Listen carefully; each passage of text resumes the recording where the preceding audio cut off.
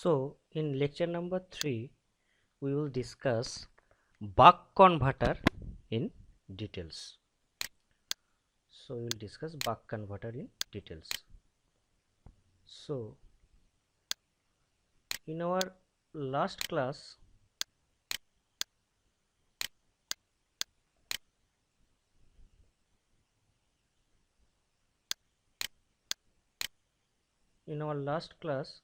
we have seen this basic circuit diagram of all the three converters, and when we have discussed this buck converter using voltage second balance equation, we have deduced the input output relationship of this buck converter.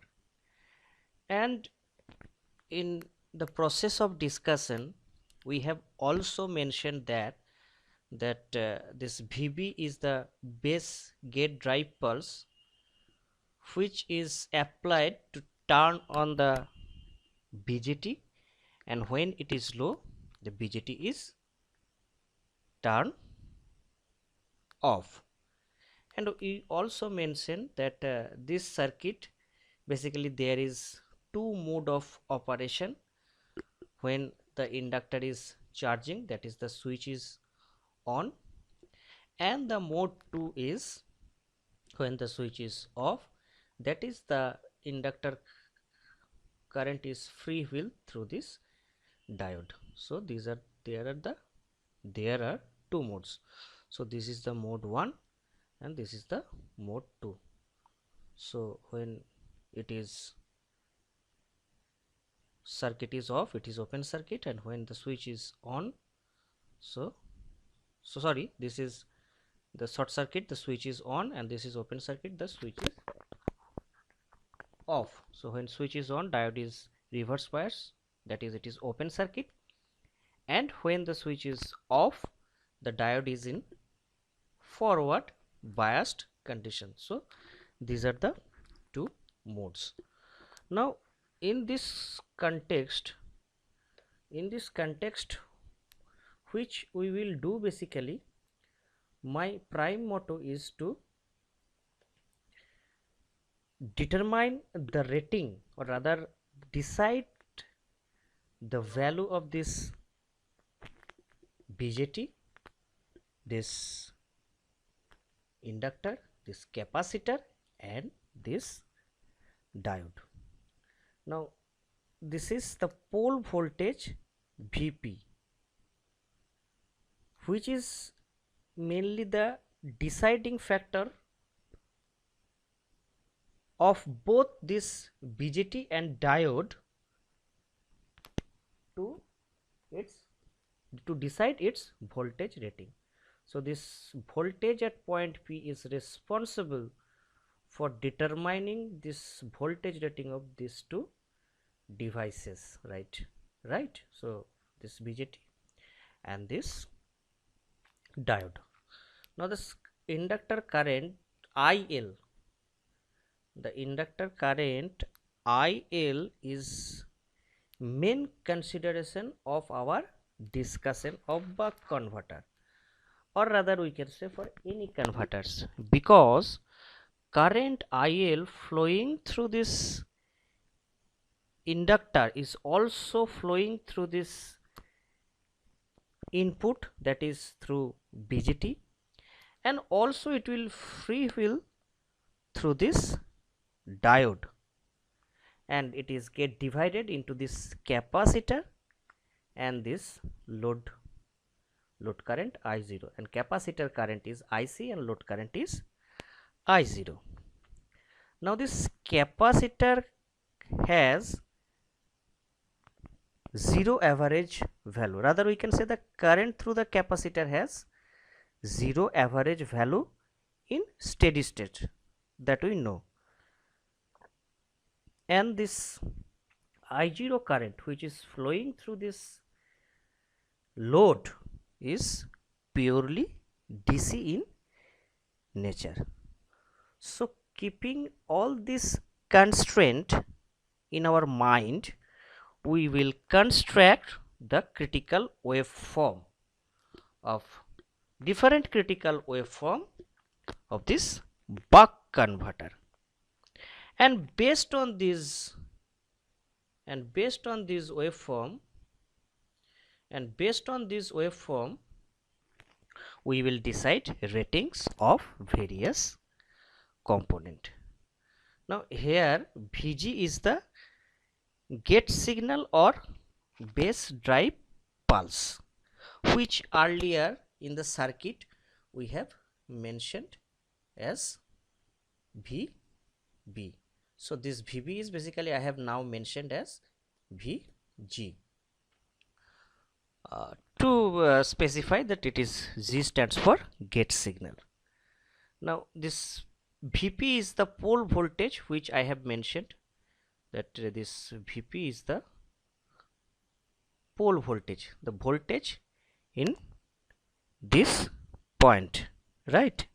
Now this Vp is basically the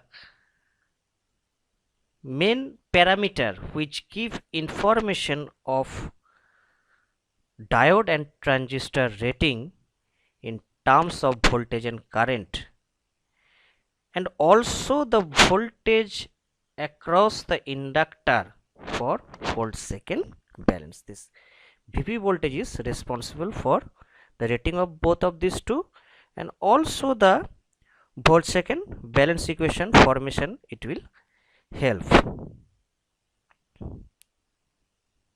So this is basically point Vp, the point at point P the voltage is Vp with respect to the ground,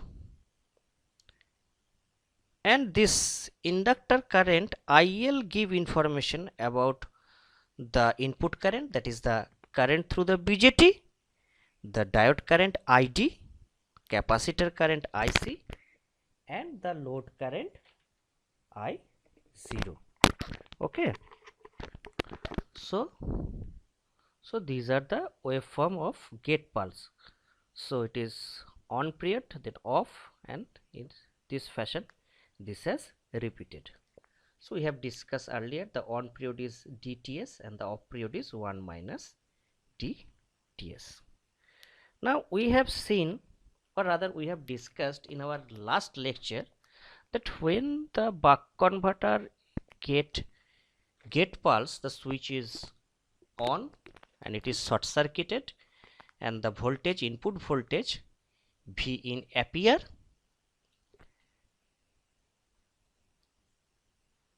at the pole, and when it is off the voltage is V naught, the voltage is V naught, right?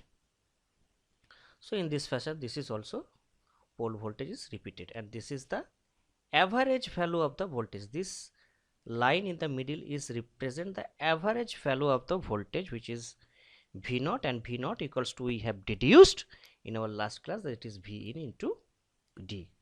So this hatched portion basically the voltage across the inductor. So this is actually the voltage across the inductor, right?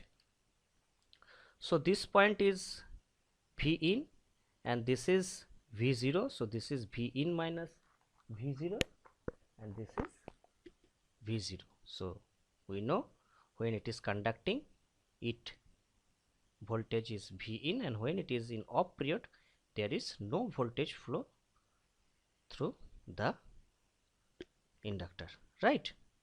So this is basically the hatch portion is basically represent the waveform of the inductor voltage VL. Now this is the waveform of inductor current. So for this, so if we see here that when the device is on, that is in mode 1, V in come across the pole. So when it is in mode 1, we have told earlier, so So across this the voltage is V in, and when it is off, the voltage across it is V0, and it will change its polarity. So this is V in, this is V0, this is on. So basically the drop is V in minus V0, which is VL, and we know VL equals to L di dt, and from there we will get the slope is V in minus V0 by L, which is the slope of the current waveform, which is positive slope. So it is increasing linearly because it's represent y equals to mx equation. And when it is off period, so the pole voltage is in zero potential. The pole voltage is in zero potential. The pole voltage is in. So when it is off, so this is open. So here the voltage is 0, but here the voltage is V naught. So the voltage is 0 minus V naught, that is minus V0, because it will change its polarity because the inductor will now discharge. So this is 0 minus V naught, that is V naught by L, and this is negative slope, so it is decreasing linearly. So this is increasing and decreasing, and this is the middle line, which is the average value that flows through the output.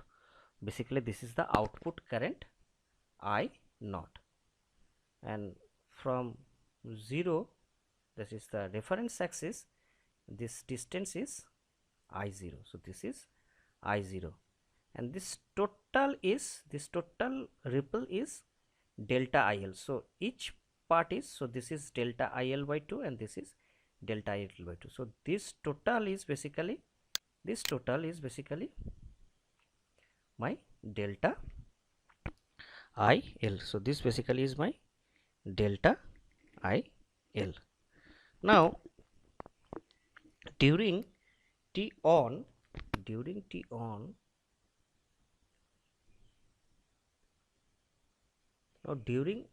this is shorted. So here the voltage Vp here the pole voltage Vp equals to the input voltage V in. So the peak inverse voltage of the diode is V in or greater than V in. Now when Q is off, that is this is open circuit, so the inductor start discharging now. So diode in forward bias, so it will start freewheeling, right? So now when it start freewheeling, this diode voltage which was previously V in pulled down to the ground potential 0, right? Now same thing, when it is 0, the emitter of this BJT is also in 0 potential. So this BJT is also, this BJT switch is also, or other power switches is also has a voltage withstand capability of maximum V in on period, right? So that's why the nature of this is the inductor current, right? And when this when the BJT is conducting, so that means this is my current. So this is my current through the BJT, and when it is off, there is no current. Again this cycle will repeat, and we know diode conduct in off period. So this is the nature of the diode current, right? Because this is the BJT current. From 0 it will go to this point, and then it will increase, and then again goes down at the end of the T on period, and during off period it is 0, and then again it will repeat. So this is the nature, and the similar thing with the diode current. So when it is off period, the diode current started increasing through this reach the I max and then goes down and goes to 0. So this is my diode current, right? So one is inductor current, one is diode current. So this is basically my diode current. So in the off period, so goes from here, reach the peak and then decrease due to negative slope and reach to 0. And now here the diode is not conducting, so it is not conducting, and again it will goes to peak in off period and then decrease due to negative slope and 0. So this is the diode current, and this is my BJT current from 0 in the conduction period. From 0 to goes to I minimum and reach to I max, and then at the end of T1 it is become 0, and this way it will repeat. So this is the nature of the all the currents, right? And when we have drawn this waveform of inductor current, that I0, this average current I0, that is the load current, drawn straight line, because we have approximated that there is negligible ripple across the output. All the ripple is nullified by the capacitor. Now here this is the, so this is the IL current, and this hatched, and this portion, so below this line, so this portion and this portion and again this portion is the capacitor current. So what is the nature of this capacitor current? So capacitor current is like this. So this is the nature of the capacitor current. So this is the nature of the capacitor current, right? So now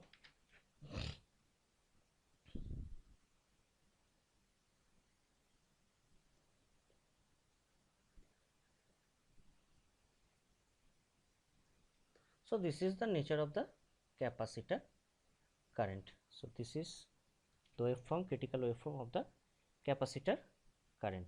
Now for capacitor current, this middle line is 0. This middle line is 0. So there is no average component of I0. Whereas in case of inductor, this middle line is I0. It has some average value. Now this is discharging, this hatch portion, and this is the charging area. So for charge balance and second voltage second balance, the area should be equal. That area of A and this area of B, the both should be equal. That means amount of charge put into the capacitor equals to the amount of charge taken out, and this is basically delta Q, and delta Q is basically the area of this triangle, and these are basically similar triangle, because for both of this triangle the height is delta L by 2, because this whole from this peak to this peak is its total delta L. So this is delta L by 2 and this is delta L by 2. So the height is delta IL by 2, and this is dTs on period, and this is the off period, that is 1 minus dTs. So this total is addition of dTs plus 1 minus dTs, that is this total is Ts, switching period. The total is the switching period. So half is Ts by 2. So the area of this triangle is half into base into height, that is half into Ts by 2 into delta L by 2, and we will get Ts delta L by 8, and we know Ts equals to 1 by Fs, because Fs is my there in the design consideration. So this is delta L by 8 Fs, and we know delta Q equals to C delta V. So from here we will get the value of the capacitance, that's delta IL 8 Fs by delta V. So we know this Fs value, we know this delta value, and IL is basically the 10% of load current I0. So we'll get the value of this capacitance.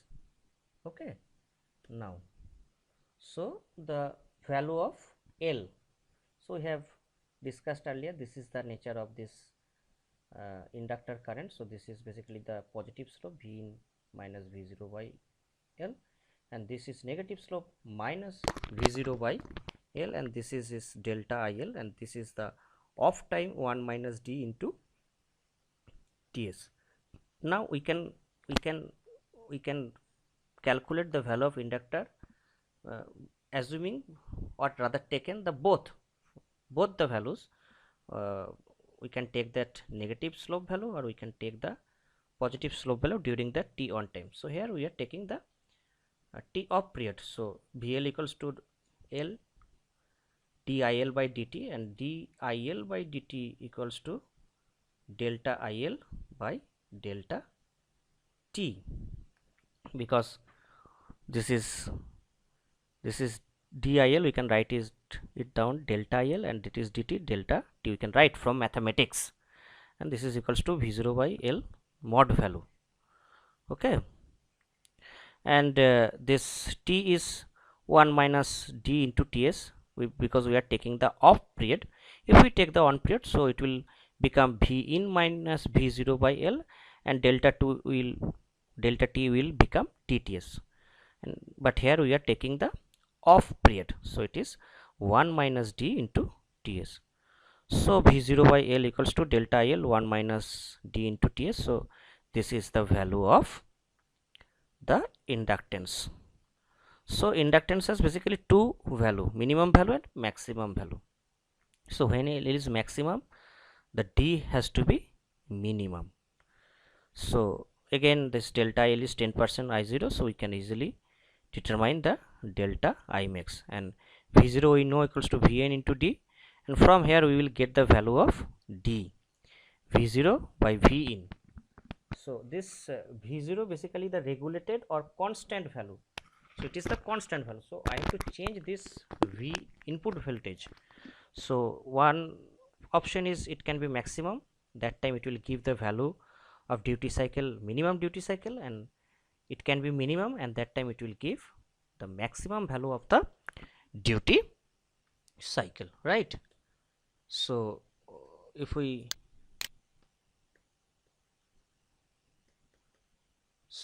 put the value here D min, we will get L max. If we put D max, we will get L minimum, critical value of the inductance. Now this is the nature of the inductor current, and this is the average value, that is I0. Now one interesting thing is that when the when the value of the load resistance R0 increasing, when the value of R0 is increasing, that is, so this is my circuit. So if we increase the value of resistance, what will happen? The flow of current I0 is also decrease, right? So I have increased this, so it reduces load current, and it will come to somewhere in this place. But with this value of resistance, inductor current doesn't depend on the resistance value, because it depends on the value of the inductance. So the inductance will remain the same. So what will happen? It will come to this position in this fashion, right?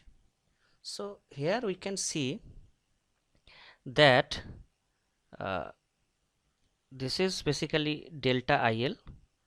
So this is delta IL by 2, and this is I0 minimum.